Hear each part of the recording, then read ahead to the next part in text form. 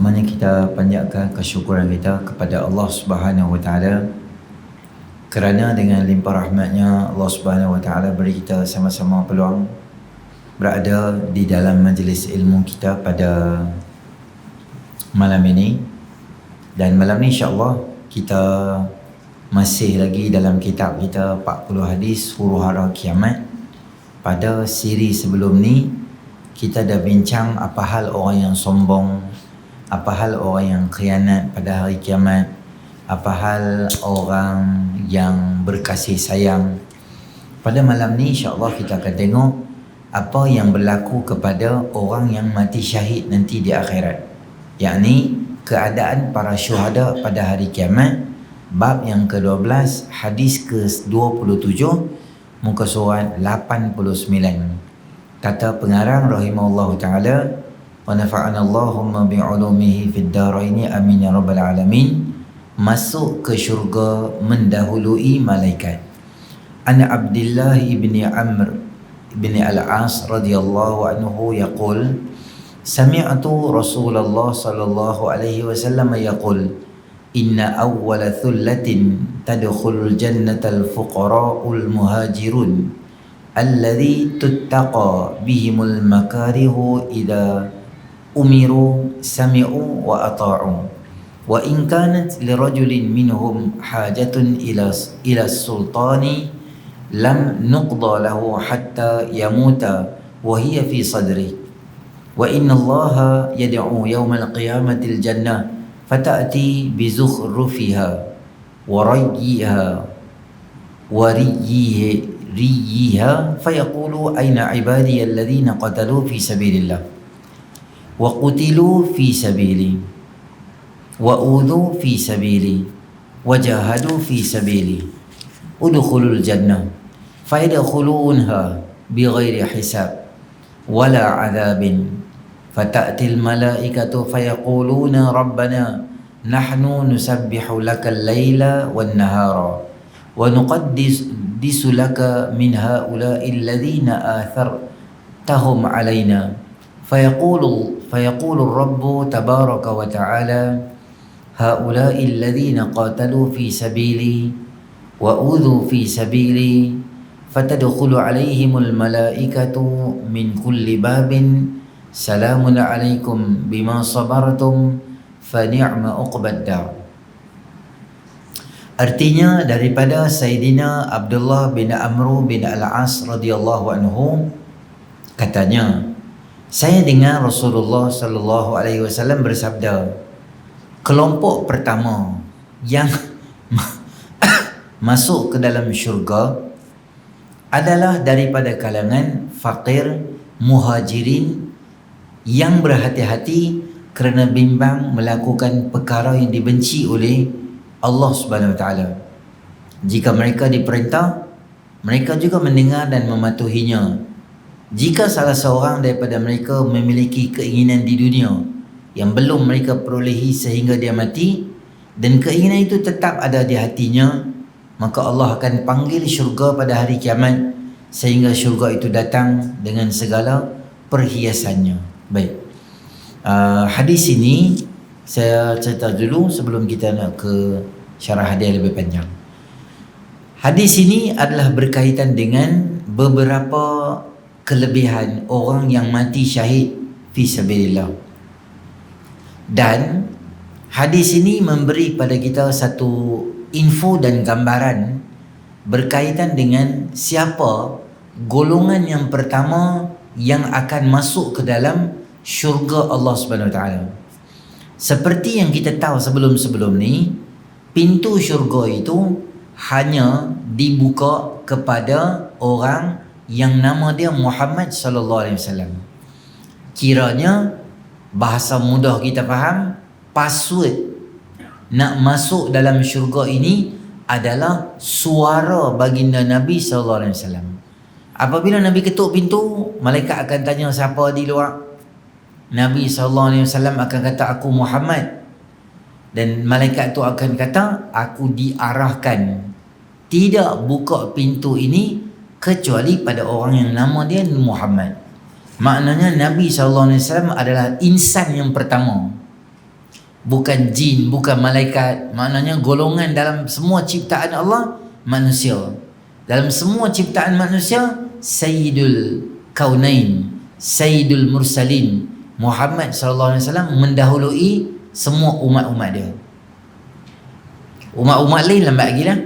Okey. Di kalangan manusia, selepas daripada Nabi sallallahu alaihi wasallam ni, golongan yang awal sekali masuk dalam syurga adalah fuqara al-muhajirin. Orang muhajirin yang dia tergolong dalam golongan fakir dan miskin. Golongan muhajirin ni siapa? Golongan yang duduk dengan Nabi SAW di Mekah, yang mereka ni berhijrah daripada Mekah ke Madinah dalam keadaan mereka ni adalah orang miskin. Walaupun masih sampai dekat situ dalam keadaan miskin dan susah, Allah beri balasan pada dia. Bila kita sebut muhajirin, tuan-tuan, maknanya kita boleh cakap lah, mereka ni yang tinggal Mekah pergi Madinah. Okey, kita bawa kamera 1444 tahun dulu tu, bawa kamera mai sekarang ni. Katalah, contohlah kita ni diarahkan supaya berpindah, berhijrah daripada Pulau Pinang nak pergi Negeri Sembilan. Sebab contohlah, ada orang ambil dah Pulau Pinang. Contoh lagi jadi isu pula.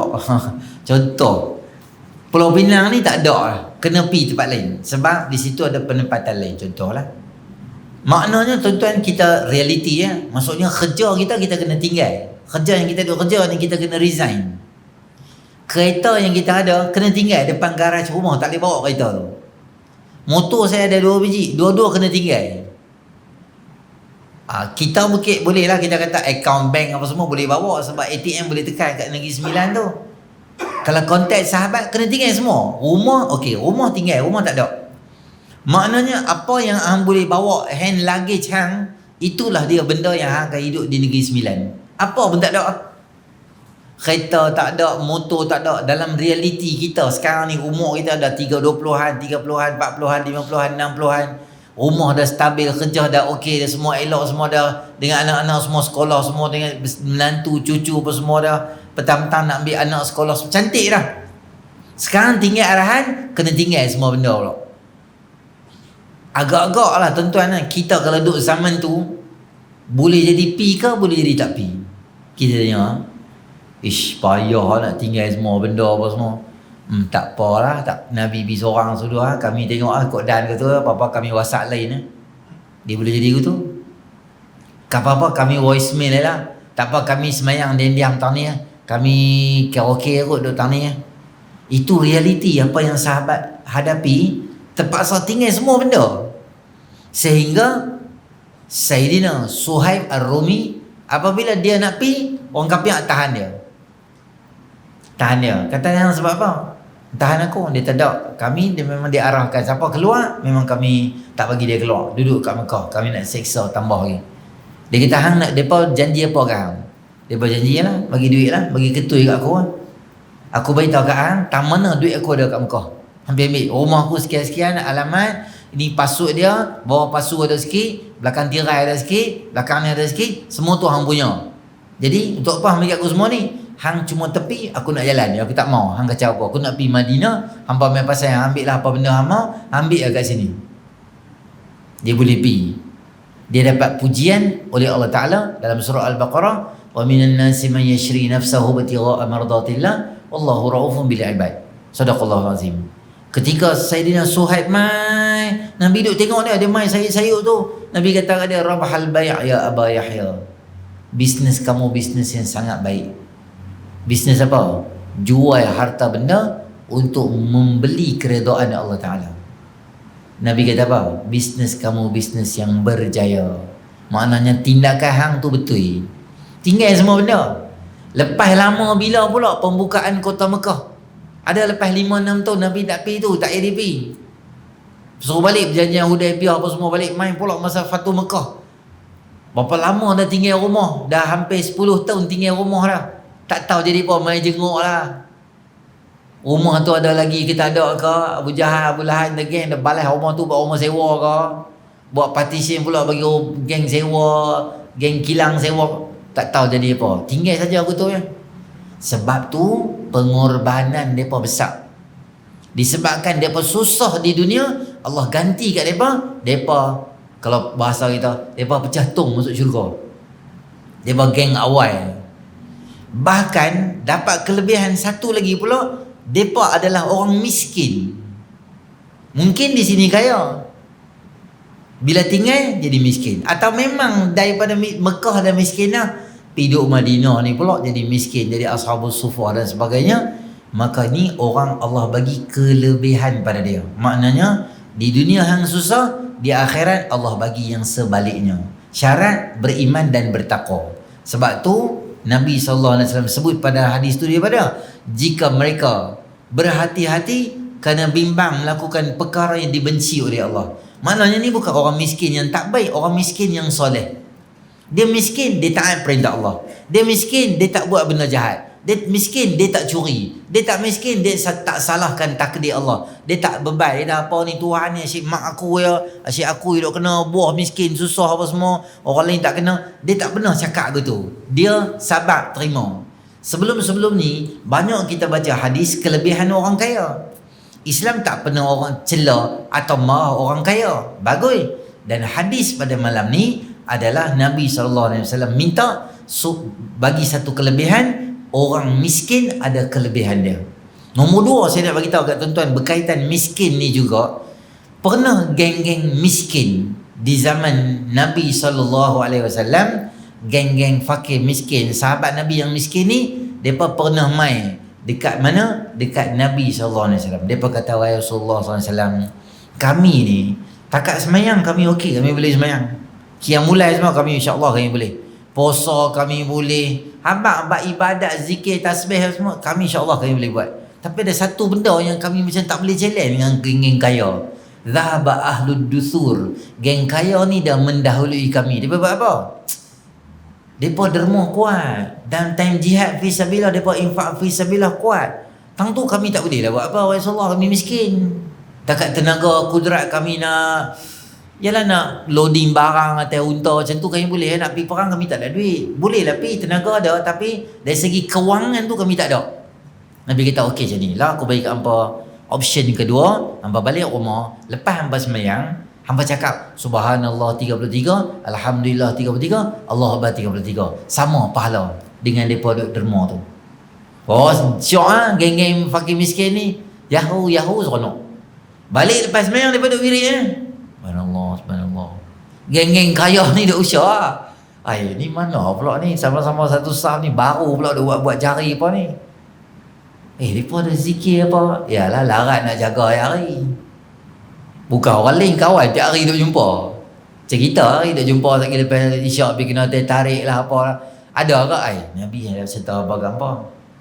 Mula-mula tak bah, lama-lama main dia tanya. Leak jugalah soalan periksa pun bocor. Tambah amalan baik dia. Jadi macam share lah, tershare. Lama-lama terlepas. Yang kaya pun duk tasbih juga. Depa kata, hai depa ni zikir ni apa, derma pun banyak. Hak amalan kita Nabi bagi kat kita pun depa balas. Tak cik, pergi jumpa pula sahabat jumpa bukan pasal projek. Bukan tak dapat ketui. Kurang pahala, tak puas hati sebab kurang pahala. Kita kalau hamba buat pasal hamba pi kita kira lagi tak buat pun lagi bagus. Pi komplain, Rasulullah geng kaya dah. Soalan dah bocor dah, geng kaya pun duk zikir ke, habis kami tak boleh buat apa dah. Maka Nabi SAW kata apa? Kamu bersabar dengan kemiskinan jauh lebih baik daripada apa yang mereka lakukan. Maknanya sabar, hamba dapat lebih. Ni orang miskin. Sabar tu maksudnya jadi orang baik lah. Bukan miskin hak maki orang, miskin hak merepek, miskin hak curi. Itu tak masuk dalam kelebihan ni. Siapa orang pertama masuk syurga? Muhajirin yang fakir dan miskin. Mereka ni dapat kelebihan sebab susah dia fair lah tuan-tuan. Dunia susah, akhirat Allah bagi senang. Boleh jadi dunia senang, akhirat senang, boleh juga. Orang kaya beriman. Boleh jadi kat dunia senang, akhirat tak senang, ada juga. Orang kaya tapi jahat. Yang paling kecil, dunia teruk, akhirat teruk. Dah miskin tak semayang pula. Dah miskin lagak pula. Dah miskin dia panjang betul. Maka Allah Subhanahu wa taala beri kelebihan pada depa apa dia?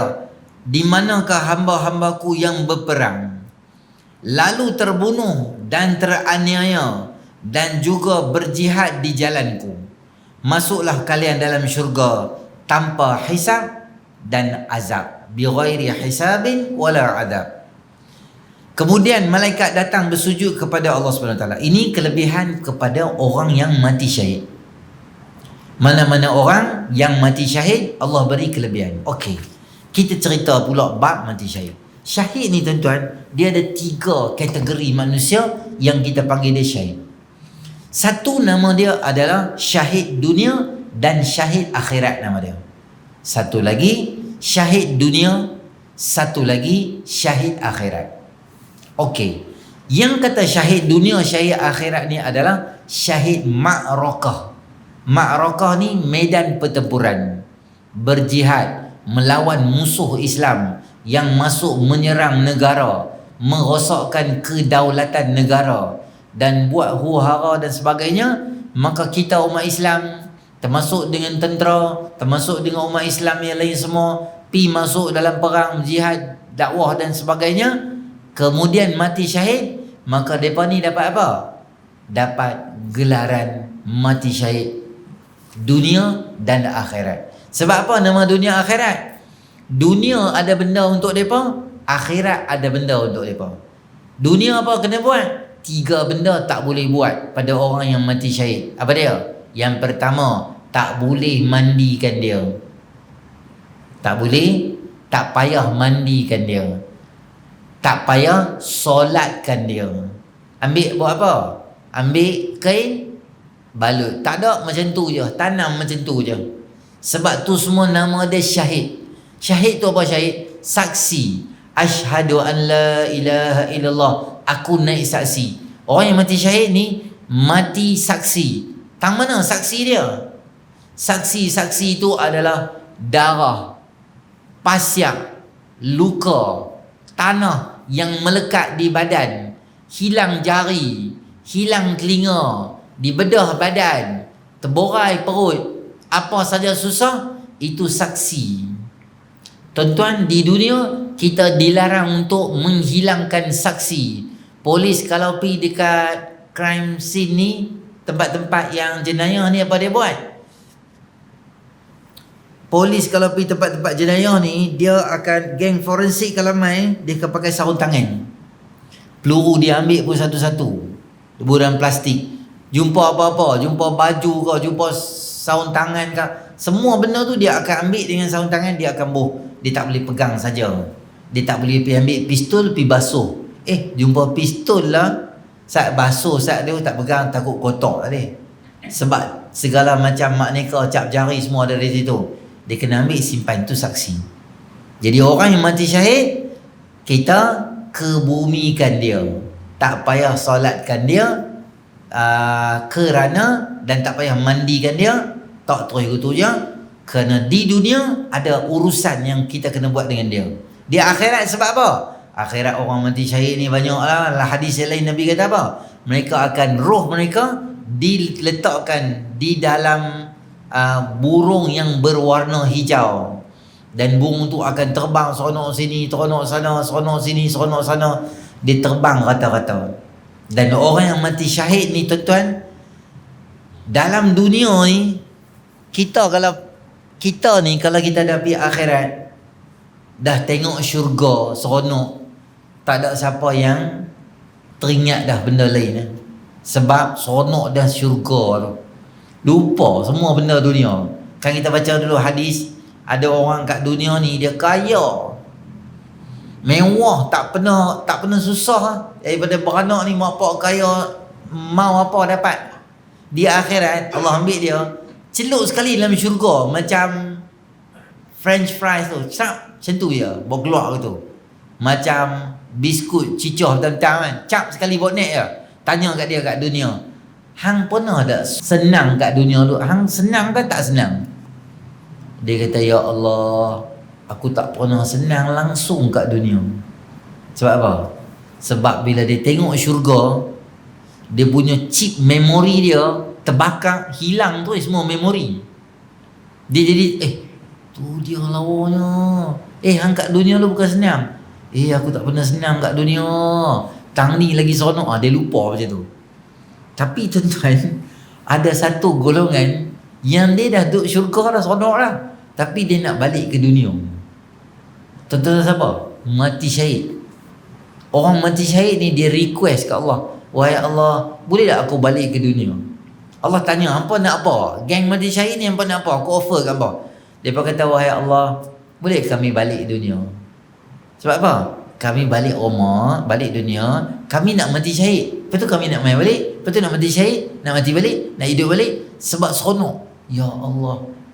Maknanya keseronokan mati syahid ni, dia sampai syurga tu dia teringat lagi. Wih, best. Dia tengok dah syurga tu, tapi dia rasa yang tu dia syok lagi.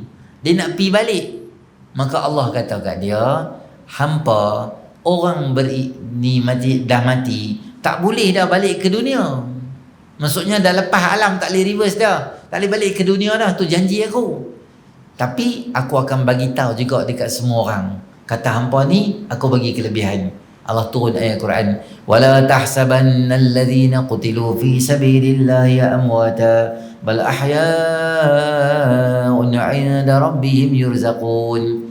Jangan hampa sangka orang mati syahid ni dia mati di sisi Allah. Tak, dia sebenarnya hidup dan sentiasa dilayan dan diberi rezeki oleh Allah Subhanahu wa taala.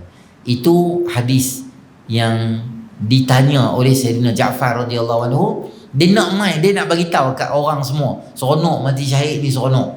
Dia nak mai bagi tahu kat orang. Tapi Allah kata, Allah ganti kat dia balik. Maknanya orang mati syahid ni dia hebat. Allah ampun dosa dia. 3 golongan yang boleh bagi syafaat. Yashfa'u yaumal qiyamati asy-syuhada, thumma al-anbiya, thumma al-ulama. 3 golongan boleh bagi syafaat. Siapa dia? Yang pertama adalah golongan mati syahid, yang kedua adalah para anbiya, yang ketiga adalah para alim ulama. 3 ni dia boleh bagi orang mati syahid, dia boleh tolong, bantu esok di akhirat dengan syafaat. Banyak kelebihan orang mati syahid ni. Tapi tuan-tuan, ingat sahabat, sehebat-hebat mati syahid pun hutang tak ada siapa layan. Hang keras tang tu ya. Selagi hang tak selesai hutang dengan manusia, selagi itulah semua kelebihan tu pending, tak dapat lagi. Habis selesai baru dapat. Maka jangan buat main dengan hutang. Kemudian malaikat datang sujud berkata, wahai Rabb, kami ni bertasbih memuji kamu siang dan malam, kerana siang malam kami menyucikan kamu. Siapakah mereka yang engkau dahulukan daripada kami? Malaikat ni tanyalah, wahai Allah, siapa mereka ni? Kami ni tasbih, selawat, puji kamu lama dah. Tiba-tiba golongan ni pula special pula, dapat macam fast track masuk. Tak ada hisab, tak ada azab. Orang ni semua duk kena tabur, mereka ni boleh main pula. Kalau mereka dapat kelebihan awak, kami tak dapat. Request malaikat pada Allah Ta'ala. Maka firman Allah, mereka tu hamba-Ku yang berperang dan teraniaya di jalan-Ku. Lalu malaikat datang menyambut mereka seraya berkata, salamun min kulli babin, salamun alaikum bima sabartum fa ni'ma uqbaddar. Salam sejahtera ke atas kesabaran kalian, maka alangkah baiknya tempat kesudahan itu. Jadi bila malaikat dengar, mati syahid, malaikat tahu orang yang mati syahid ni hebat, maka malaikat terus tak protes dengan tiba siapa dia geng-geng ni masuk syurga. Terus dia pergi dalam syurga, apa dia kata? Salamun alaikum bima sabartum. Welcome. Dia sambut. Mai. Sila. Beruntunglah hampa sebab hampa sabar kat dunia dulu. Mai. Terus malaikat jadi penyambut tetamu. Padahal mula-mula malaikat tanya macam nak protes. Lebih tang mana kami tasbih, patut kami dapat dulu. Tak, Allah bagi apa? Sebab tu kelebihan pada orang yang mati syahid, malaikat akan jadi penyambut tetamu mereka nanti di akhirat. Alangkah kecilnya sukar dan musibah yang kita alami di dunia berbanding nikmat yang Allah peruntukkan pada kita sekiranya kita bersabar atas kesalahan dunia. Tadi saya habaq kat tuan-tuan syahid dunia akhiratnya. Ada 2 orang syahid tak habaq. Yang nombor 2 adalah nama dia syahid dunia. Syahid dunia ni maksud dia apa? Di dunia orang nampak dia macam mati syahid, tapi sebenarnya dia tak mati syahid. Di akhirat dia tak ada thawab tu, tak ada. Nama dia ada mawani'us syahadah, ada benda-benda yang menghalang dia dapat syahid. Kita nampak dia mati di medan peperangan, tapi dia tak mati di medan peperangan kerana Allah. Dia mati kerana ghanimah, harta rampasan. Dia mati kerana mempertahankan bangsa dia. Bukan kerana Allah, kerana bangsa. Kerana dia pergi jihad fisabilillah sebab nak tunjuk dia berani. Dia pergi jihad fisabilillah sebab dia nak dapat jawatan, supaya dia mati sebagai pahlawan dan pewira dan orang yang hebat. Dia pergi bukan kerana Allah, dia ada niat lain. Bila dia mati syahid, di dunia orang urus dia macam mati syahid. Orang tak semayang kat dia, orang tak kafan apa, orang letak macam tu je. Orang ingat dia mati syahid. Di dunia orang nampak dia mati syahid, tapi di akhirat dia tidak ada nilai mati syahid pada dia, kerana dia ada buat sesuatu yang bukan kerana Allah Subhanahu wa ta'ala. Dan syahid ketiga, nama dia adalah syahid akhirat. Syahid akhirat ni yang hadis kata apa? Beberapa jenis kematian. Antaranya adalah penyakit berjangkit, antaranya adalah mati disebabkan sakit perut, mati lemah, terbakar, dizalimi. Dalam syarah Muslim ada sebut lagi berkaitan dengan dizalimi, bercakap benar, mati kerana bercakap benar di hadapan raja yang zalim, mempertahankan agama, lemas. Semua tu mati syahid akhirat. Mati syahid akhirat maksud dia apa? Di dunia dia tak kira mati syahid, maknanya dia dimandikan, dia dikafankan, dia disolatkan, dan dia dikebumikan macam orang biasa, tapi dia dapat pahala. Ustaz, mati syahid akhirat ni dia syurga ke macam mana? Mati syahid akhirat ni dia akan dapat ekstra pahala masa dia mati. Biasanya orang mati ni semata-mata mati tu dia tak ada pahala. Mati tu tak ada pahala. Tapi ada beberapa golongan dia mati dia dapat pahala. Mati terbakar, mati lemah, mati beranak, mati ditimpa hadam. Hadam ni macam bangunan jatuh. Ulama buat kajian, ulama buat satu macam khulasah. Kata ulama, sebab bila tengok tu terbakar, lemah, beranak, timpa benda atas badan, ulama bincang-bincang, kesemua sakit ni sakit yang teruk dan ngeri dan teruk. Jadi ulama buat kesimpulan, sebarang kematian yang kematian tu ngeri, teruk, terborai perut, pecah kepala, jatuh atas badan dia, apa. Tuan-tuan ingat dulu ada satu uncle Cina tu jatuh depan bangunan JKP, bangunan UMNO kat Tanjung tu, kat depan Masjid Pakistan tu. Signboard tu jatuh. Uncle tu, apek tu duduk situ, dia jatuh. Sekali package ke bumi terus. Dia benam dengan kereta-kereta di dalam tu. Dalam. Ngeri. Kalau jatuh tu pecah kepala. Sebarang mati yang sakit sangat dikira sebagai syahid akhirat. Apa kelebihan dia? Kata contoh, kita ni ada pahala 1000 contoh. Biasanya mati tak dapat pahala, tapi disebabkan dia mati lemah, macam bomba dulu selamat orang, Allah bagi kat dia, dizalimi, naya kat dia tak tahu apa. Macam tu arwah adib dulu, dia tak tahu apa, dia pergi tolong orang buat naya, apa ni, tak tahu. Dia pun dah meninggal dunia betul ya. Maka semua mati yang dizalimi dan sebagainya, dia akan dapat top up dalam pahala dia beberapa contoh lah, 100 lagi contoh. Maknanya pahala dia 1000, masa dia mati sepatutnya tak dapat apa, di top up lagi 100 kat dia. Dia habis dia syurga ke? Tengok dulu 110 tu timbang pula dengan dosa.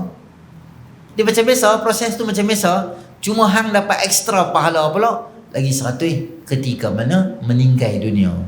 Kerana mati tu mati dalam golongan syahid. Di dunia tak dapat apa. Tapi di akhirat dikira ganjaran pahala disebabkan kesusahan yang dia meninggal dunia tu Allah beri pada dia. Maka 3 jenis mati syahid. Syahid dunia akhirat, syahid dunia dan syahid akhirat. Okey. Para syuhada iaitu golongan yang perang fi sabilillah bukan orang yang biasa. Mereka sentiasa terusir dari kampung, terpaksa angkat kaki meninggalkan kebiasaan, keselesaan. Mereka juga perlu mengangkat senjata pertahan maruah Islam dan tanah air daripada diceroboh musuh. Mereka juga perlu melawan nafsu, perasaan, emosi sendiri serta mahukan seronok, mewah dan kerendahan. Orang mati syahid ni dia dapat kelebihan sebab dia susah untuk Islam. Allah bagi kat dia. Perang ni tuan-tuan, dia bukan cerita senang. Perang ni cerita susah, lapar, tak selesa, letih, tidur tak cukup, lari, takut, tinggal isteri, emosi terganggu, tinggal anak, emosi terganggu, teringat anak, teringat isteri, macam mana aku nak kena perang pula, mati pula orang tembak bom, pijak ni periuk api. Perang ni bukan zon selesa. Perang main game kat rumah, Counter Strike, yang tu tak apa. Tu tak guna sedih dia. Tu kan mati syahid, tu mati saja gitu ya. Restart balik game, dia hidup balik ya. Tu senang, tengah-tengah main game berhenti. Habis kena minum air tu sakit mai balik. Tak, perang betul ni kita tak tahu macam mana. Zaman Nabi ke, zaman kita ke, zaman dulu susah cara dulu. Zaman kita pun susah cara kita. Maksudnya perang ni dia tak senang, dia susah. Sebab tu bila-bila pun orang mati syahid dia ada kelebihan dia yang teristimewa. Kerana dia susah untuk Islam. Sebab tu saya beritahu banyak kali dah, sebarang kesusahan kita untuk Islam dia ambil kira. Kita nak main masjid ni tuan-tuan, bukan semua orang senang. Nak main sakit lutut, tak boleh duduk lama, tak boleh berdiri lama, kadang letih balik kerja, macam-macam lah keadaan. Tapi kita main duduk, spend masa juga, Allah kira. Kesusahan kita dikira. Kita main masjid hari biasa dengan kita main masjid hari kita letih, pahala berbeza. Kita main masjid hari kita larat dengan hari tak larat, tak sama pahala. Kita main masjid dalam keadaan sihat dan tak apa sihat, asal macam nak demam, antara larat tak larat ke tu, macam letih rasa nak rehat, main asal maghrib kuliah, main asal maghrib isyak nak tambah, nak dapat majlis ilmu, pahala kita tak sama. Semua pahala tu dikira, diteliti, auditnya. Kalau kita kata audit forensiknya, kaji satu-satu semua tu, semua Allah bagi pahala kat kita. Tambah pula dia memang bukan susah sikit-sikit ya. Bukan susah tu bukan susah sikit, susah sungguh. Perang. Maka peperangan ni boleh jadi yalah macam-macam, luka tangan, patah. Maka kesemua tu dikira dan dia diberi nilai di dunia dan di akhirat. Allah bagi pahala yang sangat banyak sebab dia banyak susah untuk Islam, berkorban untuk Islam. Ada beberapa sifat yang dinukilkan. Yang pertama, orang fakir masuk syurga.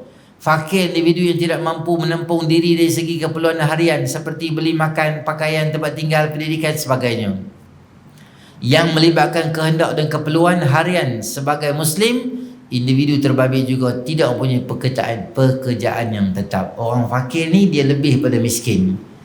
Kalau satu hari hidup kita perlukan RM10 untuk hidup, contoh di Pulau Pinang, orang yang ada RM8 dikira miskin, dan orang yang ada RM7, RM6 dan ke bawah dikira sebagai kategori orang fakir. Jadi fakir dan miskin ni adalah siapa dia? Mereka yang layak dapat zakat. Dan itulah kita ni fakir lah tuan-tuan. Ya ayuhan nasu antumul fuqara'u ila Allah.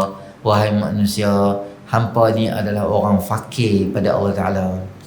Fakir apa Ustaz? Saya kaya, saya ada rumah 2 biji, rumah sewa 14 biji, homestay 12 biji, kereta saya banyak. Tak, kita fakir. Kita sentiasa berhajat pada Allah. Tang mana Ustaz? Cuba kita tutup mata, cahaya tak ada, gelap, Menggelabah kita. Kita duduk rumah kita 35 tahun, sekali blackout terabah-rabah kat kita tuan-tuan. Sebab cahaya milik Allah, kita berhajat. Hang champion terang mana pun perlu tak udara? Perlu. Saya kaya, saya tak payah udara. Jangan cakap gitu. Kalau Allah block, hang tak boleh nafas elok, hang kena beli oksigen, semua duit hang akan habis tak sampai setahun. Oksigen tu tarik lepas menggelegak yang pi mana usung benda tu. Tak pi dah, kenduri kahwin tak pi, mana tak pi, duduk rumah ya. Sebab udara Allah punya.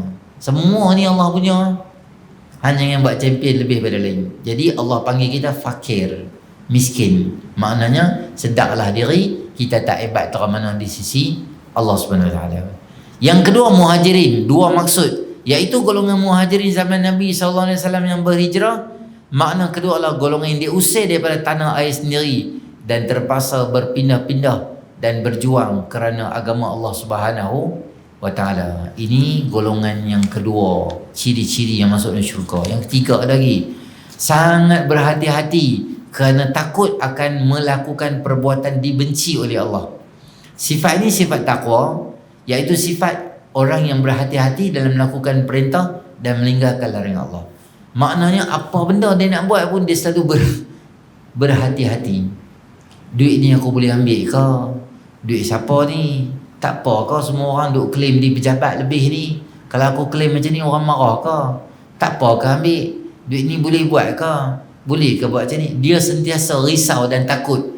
Takut dia terbuat benda yang diharamkan oleh Allah Subhanahu Wa Taala. Sebab apa dia bagi aku RM4? Dia kira tadi barang RM7, sepatutnya dia bagi RM3 ya. Berapa dia bagi RM4? Dia boleh patah balik daripada sini, kedai tu kat balik pulau, dia ambil kedai runcit tu, dia bilang RM4, patutnya RM3 ya. Dia start kereta dia pergi pulak, pergi kat kedai dia tanya, abang awak bagi kat saya RM4 lebih, RM4 lebih, RM3 ke barang tu berapa ringgit? Dia tangan RM3 lah. Bagi 4. Oh, saya silap, minta maaf, terima kasih ya. Dia risau, RM1 bukan barang dia, dia risau. Sebab apa dekat aku nak pergi bila pulak ni, aku tak tahu nombor telefon dia.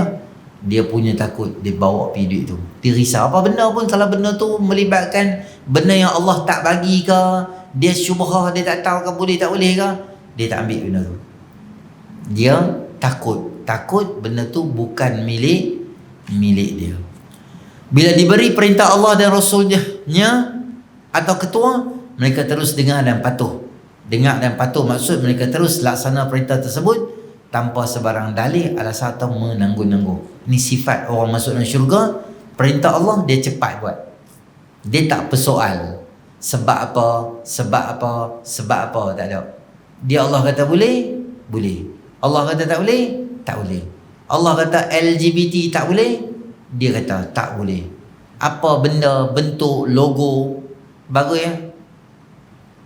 Bagus. KPDN KK dengan KDN buat serbuan kepada kedai Swatch yang buat promosi yang cerita berkaitan dengan LGBT. Mereka pergi buat serbuan lebih kurang 10 atau 11 premis kedai Swatch ni, mereka pergi. Bagus ya?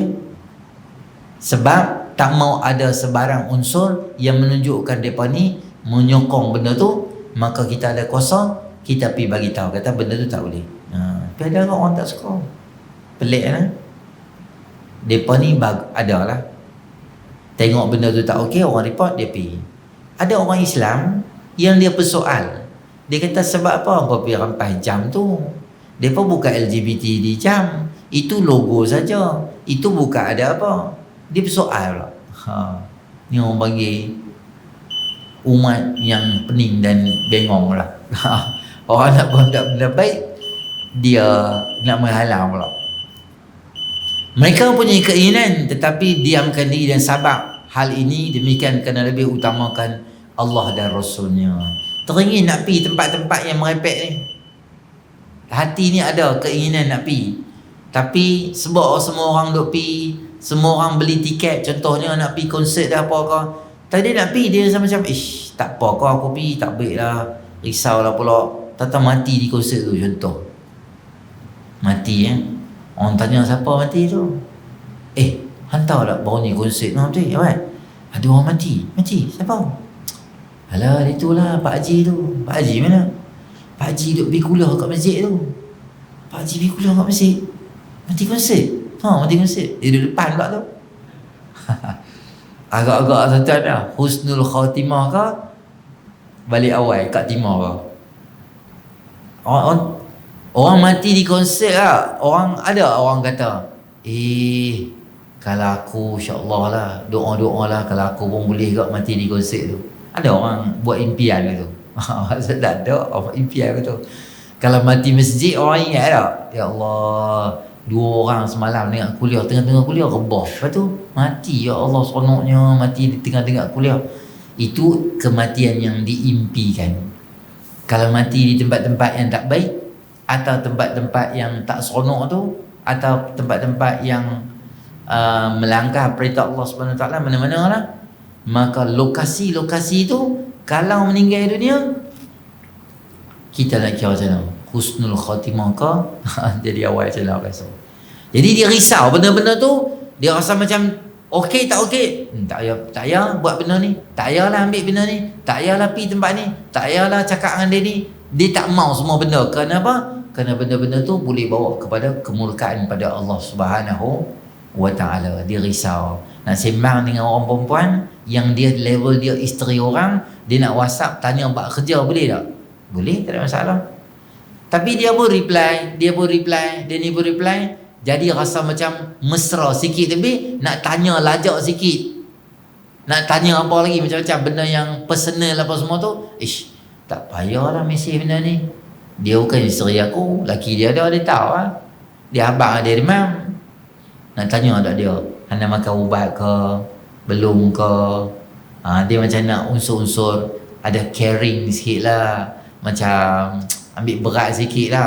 Dia nak masak lah, tanya nak WhatsApp ke tak WhatsApp, nak WhatsApp ke tak WhatsApp. Yang kalut tak mana laki dia duk ada. Dia makan ubat ke?